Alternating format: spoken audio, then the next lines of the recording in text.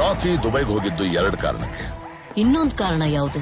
ಅವನು ಸಾಕಷ್ಟು ದುಡ್ಡು ತಗೊಂಡು ಹೋಗಿದ್ನಲ್ಲ. But wasn't that an advance for the gold Inayat Khalil was sending? No. Then what